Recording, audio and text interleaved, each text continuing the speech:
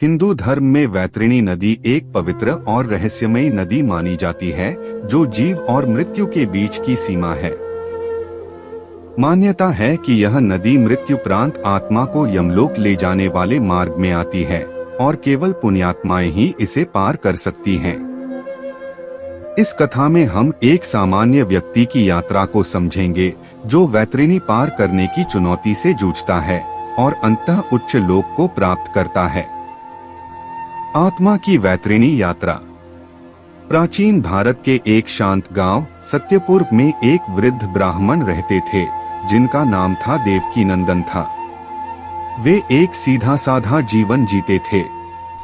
हर दिन सुबह उठकर स्नान करते, पूजा करते और गांव के बच्चों को वेद और धर्मशास्त्र पढ़ाते। उनका जीवन बहुत साधारण था, लेकिन संतोष से भरा हुआ। परंतु एक बात उन्हें हमेशा भीतर से कचोटती थी, क्या मैं सच्चे अर्थों में धर्म की राह पर हूँ? क्या मेरी आत्मा वैतरणी पार कर सकेगी? उनके पिता ने बचपन में उन्हें बताया था, बेटा, मृत्यु के बाद आत्मा को वैतरणी पार करनी होती है। पापी इस नदी में डूब जाते हैं और पुण्यात्मा उसके पार जाकर यमलोक में निर्णय का सामना करते हैं।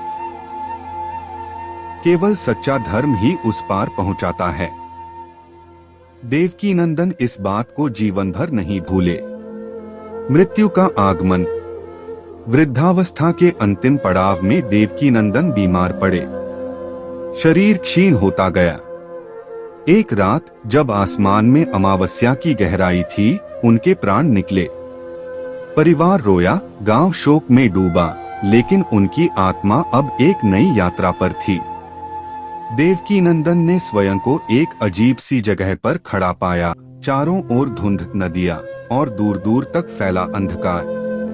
एक गंधर्व जैसी आकृति उनके सामने आई। उसने कहा, हे आत्मा, यह वैतरणी नदी है। इसे पार करो और यमलोक की ओर बढ़ो। देवकीनंदन ने सामने देखा, एक विकराल काली नदी लहरों के साथ गरज रही थी। उस नदी की धाराएं रक्त की भांति लाल थीं और उसमें तड़पती आत्माओं की चीखें गूंज रही थीं। वैतरणी की पहली झलक। देवकीनंदन कांप उठे। उन्होंने कहा, क्या यह वही वैतरणी है? इतनी भयानक? गंधर्व ने सिर हिलाया। हाँ, यही है। यह नदी तुम्हारे कर्मों की गहराई है। यदि तुम्हारे पुण्य पर्याप्त हैं, तो यह तुम्हारे लिए शांत जलधारा होगी। यदि पापों से ग्रस्त हो, तो यह तुम्हें निगल जाएगी। देवकीनंदन ने अपनी पूरी जिंदगी के कर्मों की कल्पना की। उन्होंने कोई बड़ा पाप तो नहीं किया था, लेकिन क्या उन्होंने पर्याप्त पुण्य भी किए थे? नदी में उतरना। उन्होंने साहस जुटाया और वैतरणी में पैर रखा। आश्चर्यजनक रूप से पानी शुरू में शांत था, लेकिन जैसे ही वे भीतर बढ़े, नदी बदलने लगी। जल लाल हो गया, लहरें उग्र हुई। एक झोंका आया और किसी अदृश्य शक्ति ने उन्हें खींचना शुरू कर दिया। नदी में मछलियों के आकार के यमदूत दिखाई देने लगे, जो आत्मा को नोच रहे थे। हे नारायण, देवकीनंदन चिल्लाए, मुझे पार ले चलो। पर कोई उत्तर नहीं आया। ध्यान और पुण्य की शक्ति। अचानक उन्हें अपने जीवन की एक स्मृति याद आई। एक बार उन्होंने एक भूखे साधु को अन्न दिया था, जब खुद उनके पास कुछ नहीं था। एक बार उन्होंने एक विधवा का ऋण चुकाया था। एक बार उन्होंने गौशाला में कई गौओं की सेवा की थी। जैसे ही ये पुण्यकर्म याद आए, नदी का पानी एक क्षण को स्थिर हो गया। फिर एक प्रकाश प्रकट हुआ। एक दिव्य गाय, गौ माता, नदी के बीच में प्रकट हुई। वह उनके पास आई और उसकी पीठ पर चढ़ने को कहा। गंधर्व की आवाज गूंजी, जिन्होंने गौसेवा की होती है, उनके लिए गौ स्वयं वैतरणी पार कराती है।